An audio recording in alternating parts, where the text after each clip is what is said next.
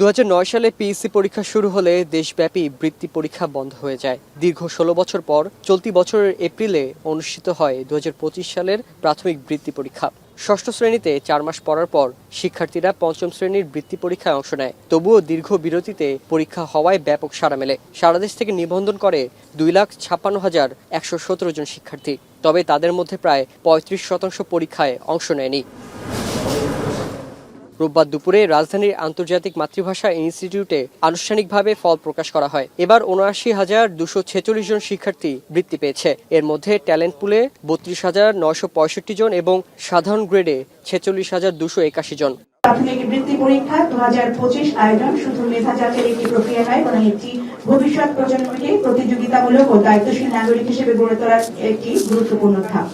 ফল প্রকাশ অনুষ্ঠানে শিক্ষামন্ত্রী ডক্টর এহসানুল হক মিলন বলেন, আগামীতে আরও বড় পরিসরের বৃত্তি পরীক্ষা আয়োজনের পাশাপাশি বৃত্তির সংখ্যা বাড়ানোর পরিকল্পনা রয়েছে। একই সঙ্গে নিবন্ধন করেও কেন বিপুল সংখ্যক শিক্ষার্থী পরীক্ষায় অংশ নেয়নি তা খতিয়ে দেখে প্রয়োজনীয় ব্যবস্থা নেওয়ার আশ্বাস দেন তিনি।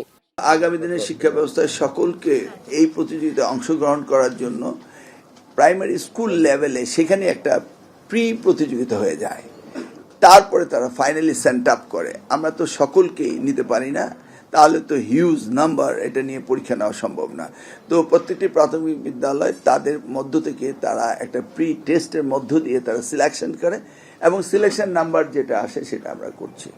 এর আগে জাতীয় শিক্ষাক্রম ও পাঠ্যপুস্তক বোর্ডের একটি ভ্যালিডেশনের প্রোগ্রামের উদ্বোধনী অনুষ্ঠানে শিক্ষামন্ত্রী বলেন, নতুন পাঠ্য বইয়ের কাগজ, ছাপা ও বাধাইয়ের কোনো আপোষ করা হবে না বলে সাফ জানান। পেপারগুলো অত্যন্ত অ্যাট্রাক্টিভ হবে, এখানে আমরা কোনো কম্প্রোমাইজ করছি না।